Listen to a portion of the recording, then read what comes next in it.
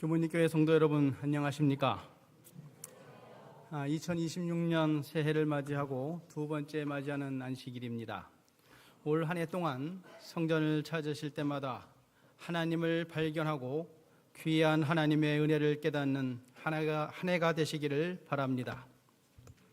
먼저 새해 인사를 오보영 시인이 쓴 새해의 기도라는 글로 시작하겠습니다.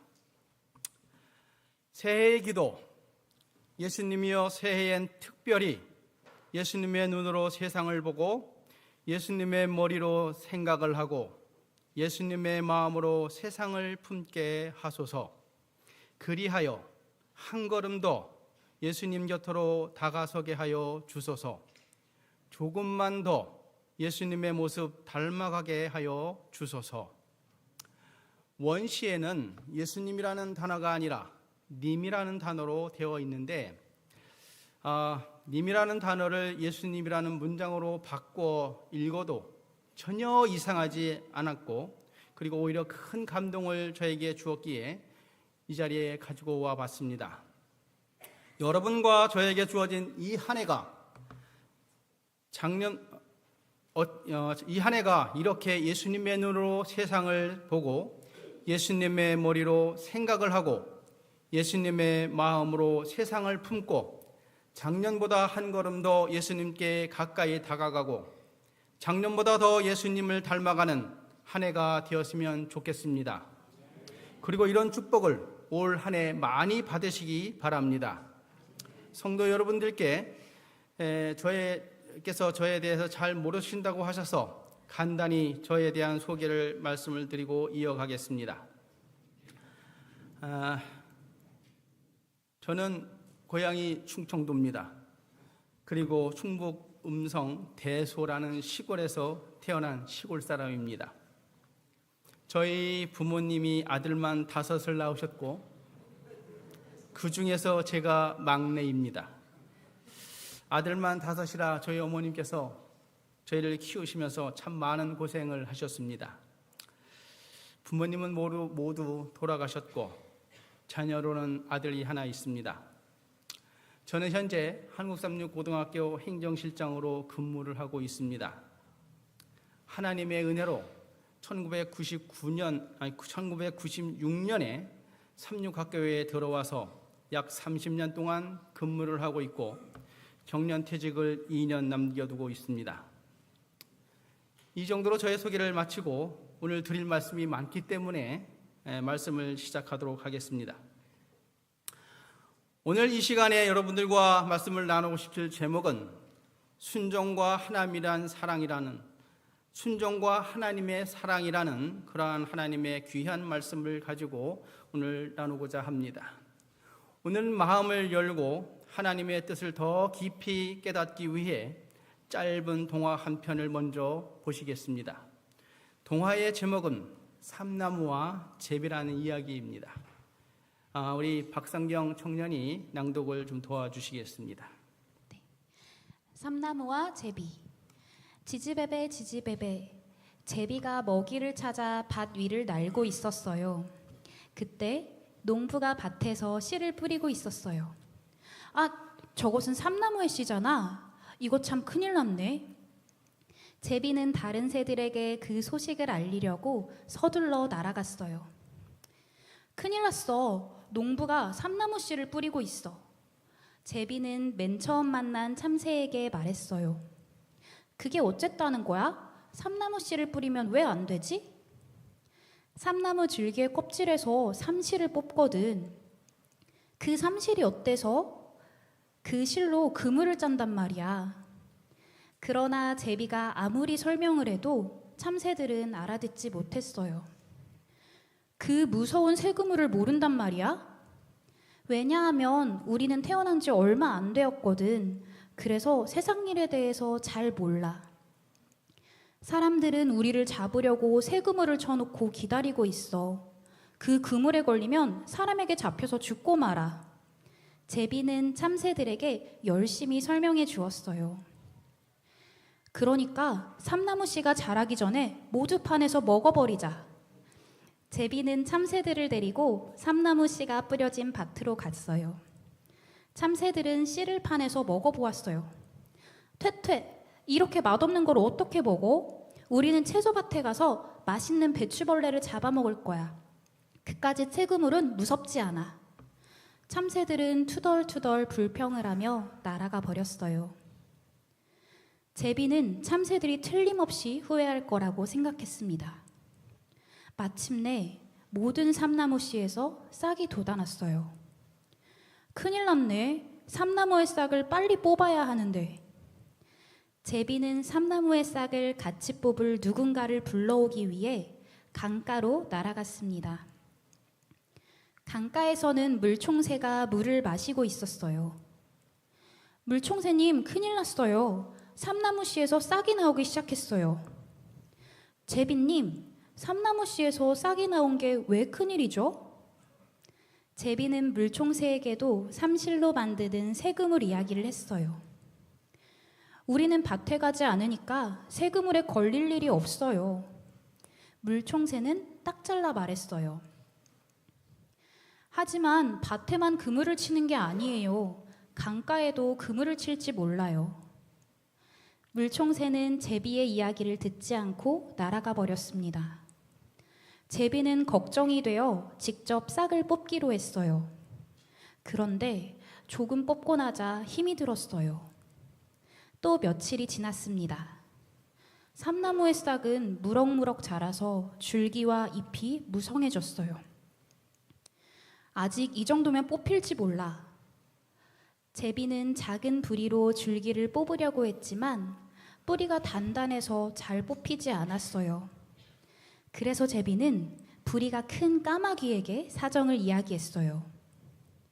까마귀님, 제발 삼나무 줄기를 뽑아주세요. 까마귀 한 마리가 힘껏 줄기를 잡아당겼으나 뿌리가 깊게 뻗어 있어서 좀처럼 뽑히지 않았어요. 깍! 겨우 하나 뽑았네. 하지만 계속 뽑다가는 내 부리가 망가지겠는걸? 까마귀마저 엄살을 피우자 제비는 화가 났어요.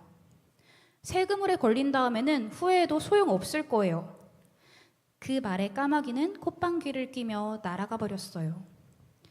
내가 애써 가르쳐 주었는데 아무도 삼나무의 줄기를 뽑으려 하지 않는구나. 제비는 몹시 속상했지만 다른 도리가 없었어요. 이대로 있다가는 나까지 잡히고 말겠어. 옳지. 사람이 사는 집에 처마 밑에 집을 지으면 그물에 걸릴 위험이 없을 거야. 제비는 서둘러 처마 밑에 둥지를 틀었어요. 그러던 어느 날 농부가 새 그물에 걸린 참새와 물총새와 까마귀를 잡아가지고 집에 돌아왔습니다. 새들은 처마 밑에 있는 제비를 부러운 듯이 바라보며 지난 일을 후회하였습니다. 재미있으십니까? 예, 이야기는 제가 어느 날 어린 조카에게 이 동화책을 읽어주다가 참 많은 생각을 하게 되었고 제가 느낀 것을 바탕으로 오늘 말씀을 준비하게 되었습니다. 여러분께서는 이 삼나무와 제비라는 동화를 들으시면서 어떤 생각이 드셨습니까? 이 이야기는 어린 아이들을 위해 만들어진 동화이지만 저는 이 이야기를 통해 순종이라는 단어를 생각하게 되었습니다. 이야기 속 주인공 제비는 삼나무가 얼마나 무서운 존재인지 알고 있었습니다. 그래서 앞으로 다가올 무섭고 위험한 일을 다른 새들에게 미리 알려줍니다. 먼저 제비는 참새에게 날아가 삼나무에서 나오는 실로 그물을 만들면 매우 위험하고 심지어 죽게 된다고 열심히 설명을 합니다. 그 이야기를 들은 참새는 삼나무 씨가 뿌려진 밭으로 날아가 처음에는 씨를 쪼아 먹어보지만 맛이 없다는 이유로 자신들에게 다가올 위험은 생각하지 않고 현재의 편안함을 선택하여 배추밭으로 날아가 버립니다. 그래서 제비는 다른 새인 물총새에게 삼나무의 위험을 알립니다. 위험을 전해 들은 물총새는 자기들은 밭에 가지 않으니까 자신들과는 상관없는 일이라고 괜찮다고 경고를 무시해 버립니다. 시간이 자꾸 흘러 삼나무는 씨가 자라서 줄기와 잎이 나오는 단계까지 삼나무가 자라게 됩니다. 제비는 마지막으로 까마귀에게 도움을 구하기 위해 까마귀에게 날아가 모든 위험을 이야기합니다. 까마귀도 제비의 이야기를 들은 후 삼나무의 위험을 깨닫고 삼나무 밭으로 날아가 삼나무 줄기와 잎을 몇 번 쪼아보더니 부리가 망가질까 봐 엄살을 피우며 날아가 버렸습니다. 그리고 세월이 흘러 농부가 삼나무에서 삼실을 뽑아 만들어 놓은 그물에 모두 걸려 그만 참새, 물총새, 까마귀는 농부에게 잡혀오면서 제비를 보며 부러워하고 자기들이 한 행동을 후회하는 이야기입니다. 이 이야기에서 우리가 살펴볼 것은 제비가 다른 새들에게 아무리 위험을 알고 애원해 보았지만 그 새들은 하기 싫어서 나와는 관계없는 일이라고 현재의 안위와 편안함이 좋아서 앞으로 다가올 위험의 경고를 무시해 버립니다.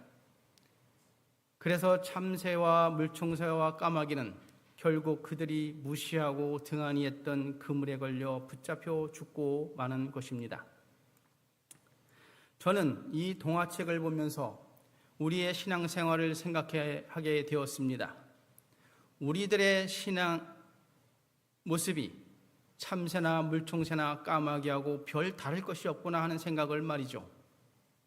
왜냐하면 우리는 교회에서 목사님의 설교나 각종 예배를 통하여 하나님의 말씀을 많이 듣고 마음의 감동과 성령의 역사를 잠시 경험하지만 참새나 까마귀처럼 신앙생활을 하는 척, 믿는 척, 흉내만 내고 정말로 하나님이 원하는 삶, 하나님께서 바라보는 믿음의 생활이 없음을 깨닫게 되었습니다.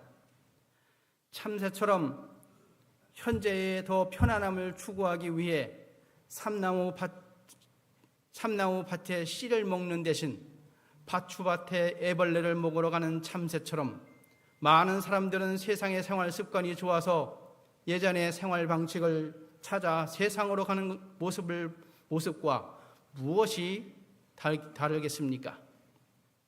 사랑하는 성도 여러분, 아무리 믿음이 좋아 보이는 사람도 하나님의 말씀을 등한히 하면 어느 한순간에 무너지는 한계점에 도달하게 되고 세상 사람이 되고 맙니다. 세상과 타협하는 것이 쌓이고 쌓이면 어느 한순간 방탕한 사람이 되고 만다는 것입니다. 여러분, 나이가 들면 저절로 믿음이 자라나고 성장한다고 생각하십니까? 제 경험으로는 결코 아닙니다. 어렸을 때나 나이가 들었을 때나 언제나 믿음의 싸움은 계속됩니다. 그래서 항상 믿음대로 살기 위해 하나님의 말씀에 귀를 기울이며 살아가야 하는 것입니다. 저는 개인적으로 운동을 참 좋아합니다. 예전에는 주로 등산을 했고 요즘에는 테니스와 수영을 좀 하고 있습니다. 제가 테니스는 2009년부터 제가 시작을 했는데 레슨을 받지 않아서 그런지 실력이 좀처럼 늘지 않았습니다. 그래서 잘 치고 싶다는 생각이 들어서 2년 넘게 지금 레슨을 받고 있습니다. 그런데 요즘 테니스가 너무 재미있어서 주말이나 평일 저녁에 시간이 되면 저도 모르게 테니스장으로 달려가게 됩니다. 또 하나 즐기는 운동은 수영입니다.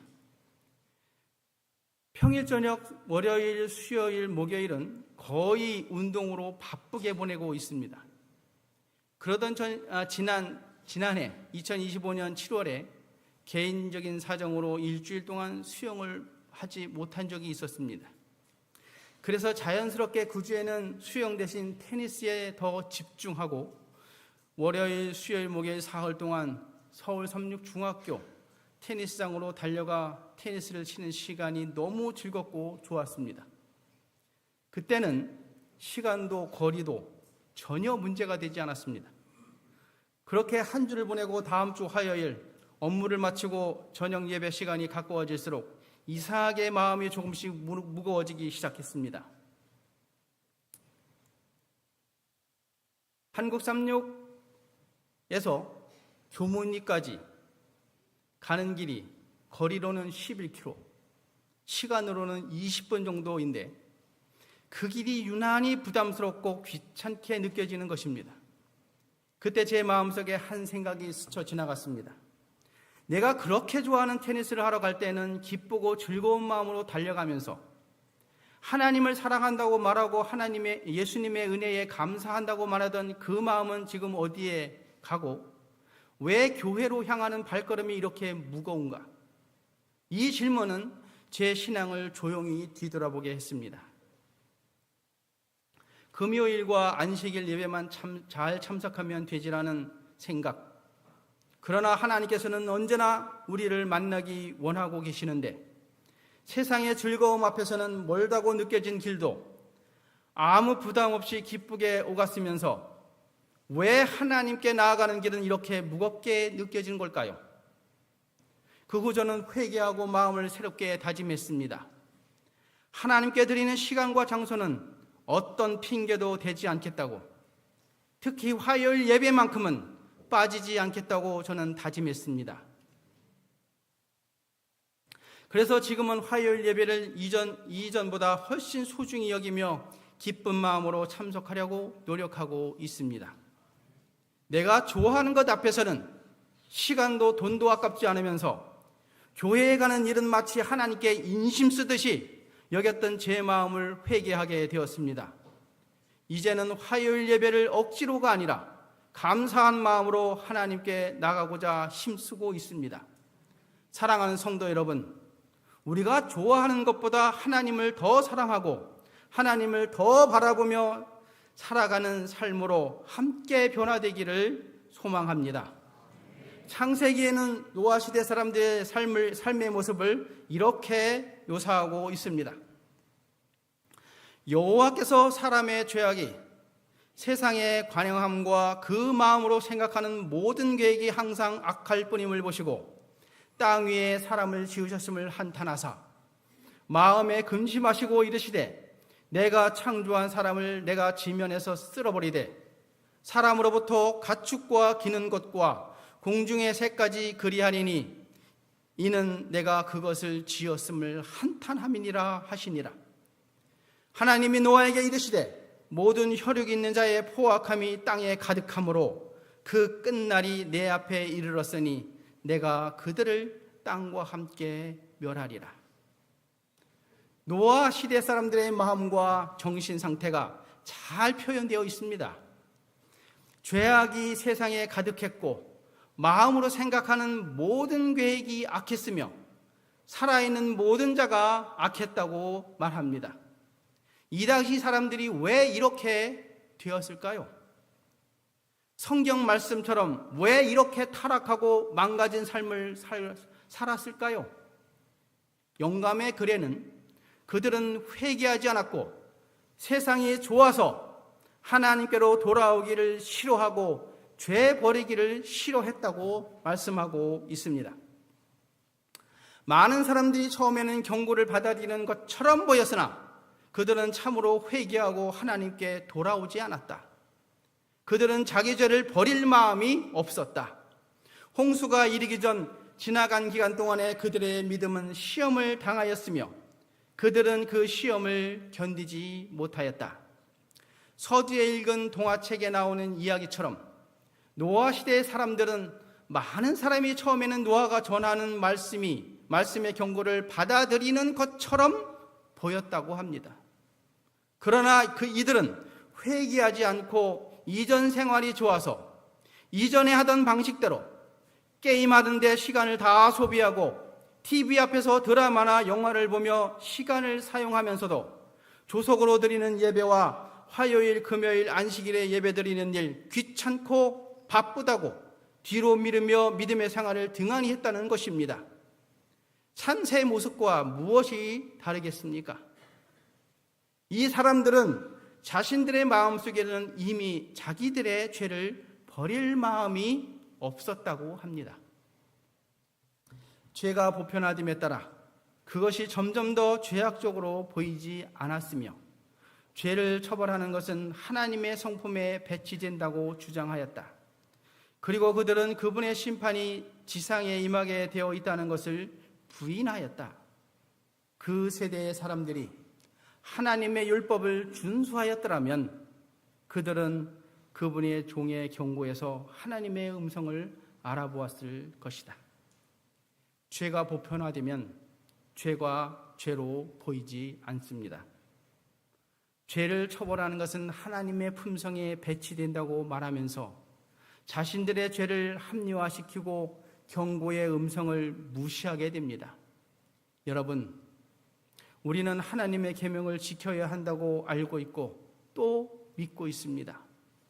그런데 하나님의 계명을 지키지 않아도 된다고 생각하는 사람이 많으면 많아질수록 계명을 지키던 사람들도 하나님의 계명을 무시하고 지키지 않아도 된다고 믿고 합리화하는 사람들이 늘어나게 될 것입니다.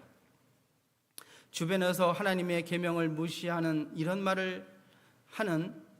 말을 많이 하고 실제로 그렇게 생활하는 사람이 많아질수록 하나님의 택하신 백성은 어떠한 삶을 살아야 되냐면 그들이 무시하는 하나님의 계명을 지키며 더 공고히 하기 위해 열심을 내는 사람이 되어야 할 것입니다.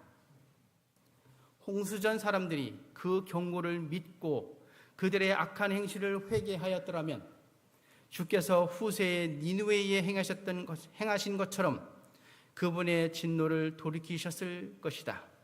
그러나 양심의 견책과 하나님의 예언자의 경고를 완강히 거절함으로 그 세대 사람들은 그들의 죄악의 잔을 채웠다. 멸망의 때는 무르익었다. 제비가 삼나무의 위험성을 참새, 물총새, 까마귀에게 말하며 알린 것처럼 노아가 방주를 만들며 자기들의 죄악으로 세상이 멸망할 것을 120년간 방주를 만들며 회개하고 하나님께 돌아오라고 백성들에게 외쳤습니다. 그러나 사람들은 노아의 경고를 완강하게 거절하면서 점점 더 죄된 삶을 추구합니다. 하나님의 종은 백성에게 마지막으로 엄숙한 호소를 하였다. 말로 표현할 수 없는 애절한 열망을 가지고 그는 찾을 수 있는 동안에 피난처를 구하도록 그들에게 간청하였다. 그러나 또다시 그들은 그들의 말을 배척하고 농담과 조소의 소리를 높였다. 갑자기 조롱하던 군중이 침묵에 휩싸였다. 각종 짐승, 각종 사나운 짐승에서 온순한 짐승뿐 아니라 야수들에 이르기까지 각종 짐승들이 산과 숲에서 나와 조용히 방주를 향하여 걸어가는 것이 보였다. 급한 바람 같은 소리가 들리면서 사방에서 새들이 날아 들어오는데 그들의 수요는 하늘이 어두울 정도였으며 질서정연하게 방주로 들어갔다. 동물들은 하나님의 명령을 순종한 반면에 사람들은 불순종하였다. 경고를 무시하고 조롱하고 농담처럼 생각했던 사람들의 눈앞에서 동물들이 방주로 들어가는 것을 사람들이 보았지만 끝까지 순종하지 않았습니다. 참새, 물총새, 까마귀가 삼나무 씨와 잎과 줄기를 없애는 것을 포기하고 떠나가듯이 사람들도 구원의 방주로 돌아오지 않고 조롱하며 떠나갑니다. 그럼 오늘날 하나님을 믿는다고 하는 사람들의 모습은 어떨까요? 별로 다르지 않음을 토저익을 철저한 십자가라는 책에 이렇게 기록하고 있습니다. 어떤 사람들은 경건한 모습으로 예배를 드리지만 마음속에 여전히 원한과 분노가 남아있다. 그들은 여전히 돈을 사랑하고 화를 잘 낸다. 그러면서도 그들은 자기들이 예배에 빠짐없이 참석했노라고 자랑한다. 노아 시대의 사람들과 별로 다르지 않은 모습입니다. 현재 이 시대를 사는 사람들의 마음이 어떻다고 기록하고 있습니까? 마음속에서 원한을 품고 분노가 가득하고 돈을 사랑하고 화를 잘 낸다고 말하고 있습니다. 창세기 3장에는 처음으로 죄가 범하는 장면이 나오는 책입니다. 먹지 말라는 선악과를 먹고 난 후 아담과 하와를 하나님께서 찾으시는 장면이 창세기 3장에 나옵니다. 그들이 그날 바람이 불 때에 동산에 거니시는 여호와 하나님의 소리를 듣고 아담과 그의 아내가 여호와 하나님의 낯을 피하여 동산나무 사이에 숨은지라. 여호와 하나님이 아담을 부르시며 그에게 이르시되 내가 어디 있느냐. 하나님은 아담과 하와가 함께 동산을 거니시며 교제하는 것을 좋아하셨습니다. 그리고 함께 있고 싶어 하셨습니다. 그래서 하나님께서 아담과 하와를 찾아오셔서 부르십니다. 그런데 범죄 이후 아담과 하와는 하나님의 소리를 듣고 숨어버리는 관계로 변해버렸습니다. 이렇게 자기가 사랑하는 사람이 피해서 숨는다면 얼마나 마음이 아플까요? 범죄로 인해 무엇이든지 함께하던 하나님의 자녀들이 피하고 숨고 도망간 것입니다. 나와 사랑을 나누던 소중한 존재가 이런 반응을 보인다면 마음이 얼마나 아프겠습니까? 창세기 3장은 슬픈 아버지의 마음이 담겨 있는 장이라는 생각이 듭니다. 성경에는 그들이 하나님의 낯을 피하여 숨었다고 이야기하고 있습니다. 이것은 하나님과 함께 있는 것을 감당하지 못하고 피했다는 것입니다. 여러분, 자녀를 잃은 경험이 있으신가요? 그리고 자녀를 잃어버린 부모의 심정이 어떤지 상상이 되십니까? 저는 자녀를 잃어버린 경험은 없어서 잘은 모르지만 조금 짐작은 하게 됩니다. 여러분, 예전에 TV에서 방송된 이 이야기를 본 적이 있으신지 모르겠습니다. 2024년 8월에 있었던 이야기입니다. 아버지 되는 송길용이라는 분이 1999년도 경기도 평택에서 당시 17살이던 딸을 잃어버리고 그 딸을 찾는 내용입니다.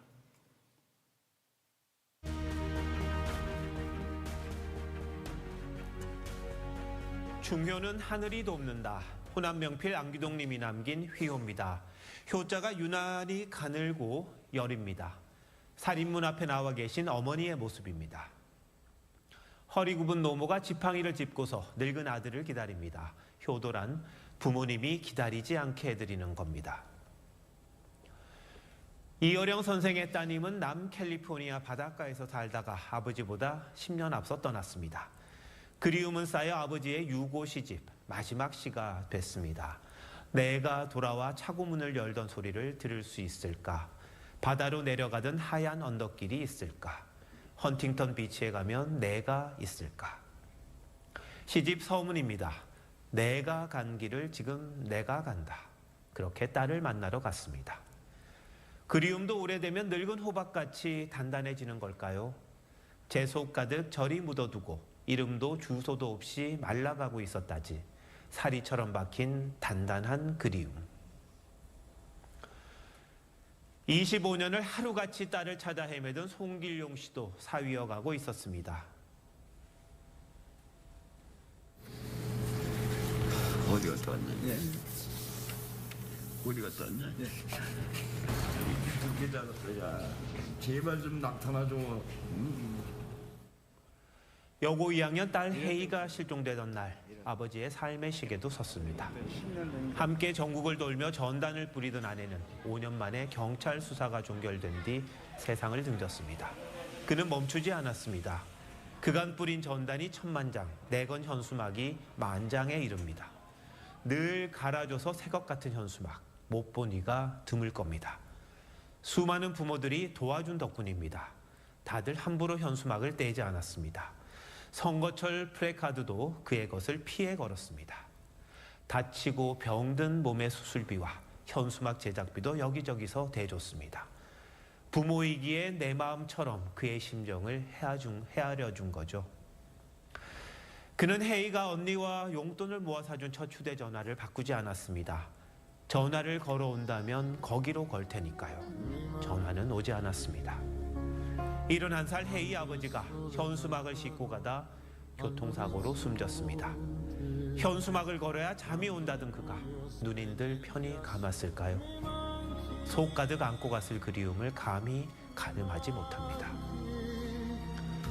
8월 30일 앵커 칼럼 오늘 송혜이 좀 찾아주세요였습니다. 예, 송길령 아버지는 전국 방방곡곡을 다니며 딸을 찾는 현수막을 걸었고 전단지를 사람들에게 돌리며 사랑하는 딸을 찾기 위해 25년을 그렇게 살았습니다. 딸을 잃어버리기 전에는 공장을 운영할 정도로 경제적으로 어려움이 없었다고 합니다. 그런데 딸을 찾기 위해 자신의 일을 정리하고 모든 재산을 딸을 찾는 데 사용합니다. 나중에는 저소득층 대상자들에게 나오는 지원금마저 일부 생활비만 남겨두고 현수막과 전단지를 만들고 딸을 찾는 데 사용했다고 합니다. 어머니는 딸을 잃은 충격으로 우울증과 여러 합병증으로 일찍 돌아가십니다. 그렇게 25년 동안 무인도를 제외하고 모든 것을 딸을 찾기 위해 다 다녔다고 합니다. 그런 삶을 살다가 끝내 그렇게 찾던 딸의 얼굴을 보지 못하고 2024년 여름 8월에 그만 교통사고로 돌아가셨습니다. 너무 안타깝습니다. 이것이 자녀를 잃은 아버지의 마음입니다. 이런 아버지의 마음도 하나님이 주셨다고 생각됩니다. 그런데 하나님의 사랑과 송혜이 아버지의 사랑을 비교해 보면 이렇습니다.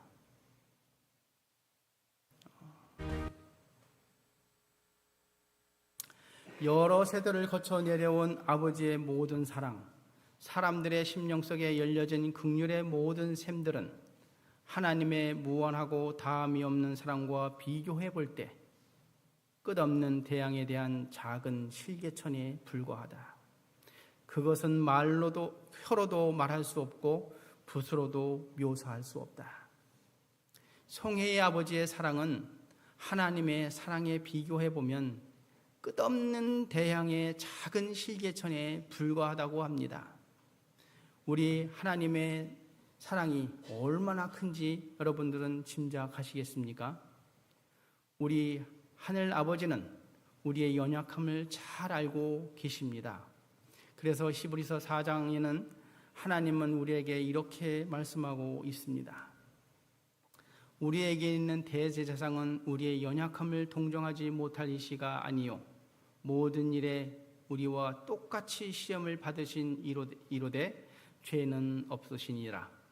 그러므로 우리는 긍휼하심을 받고 때를 따라 돕는 은혜를 얻기 위하여 은혜의 보좌 앞에 담대히 나갈 것이니라. 연약함을 잘 알고 계시는 하나님께서 우리에게 하나님의 은혜의 보좌로 나오라고 부르고 계십니다. 그 앞에 주저함 없이 나아가는 저와 여러분이 되기를 간절히 바랍니다. 죄가 하나님과 우리의 사이를 갈라놓았지만 하나님의 긍휼하심과 은혜를 얻기 위해 하나님의 은혜의 보좌로 담대히 다가가는 여러분과 제가 되기를 바랍니다. 마지막으로 새해를 맞이하면서 2026년은 어떤 해가 되어야 할지 몇 가지 말씀을 드리고 정리하도록 하겠습니다. 교회 증언에 있는 말씀입니다. 귀중한 은혜의 기간이 지나가고 있으나 그것이 영원을 위한 준비를 목적으로 주어졌다는 사실을 깨닫는 자는 거의 없다. 황금 같은 시간은 세속적인 업무와 쾌락과 흉악한 죄 등으로 허비된다. 오늘 우리에게 주어진 또 한 해인 2026년은 2025년에 못다한 것을 더 잘하라고 주어진 것이 아니라 2026년은 영혼을 위해서 올바로 제대로 준비하는 시간으로 주어졌다는 사실을 잊지 마시기 바랍니다. 새해의 시간을 세속적인 업무나 쾌락을 위해서 우리의 마음이 빼앗겨서는 안 된다는 것입니다. 새해가 우리 앞에 열려 있다. 마음을 깨끗이 하고 새해로 들어서자. 모든 죄악된 방종을 버리고 그리스도의 학교에서 신실하고 부지런한 학생이 되기를 간구하자. 새해에는 우리 앞에 더럽히지 않은 백지를 펴 놓았다. 우리는 여기에 무엇을 기록할 것인가?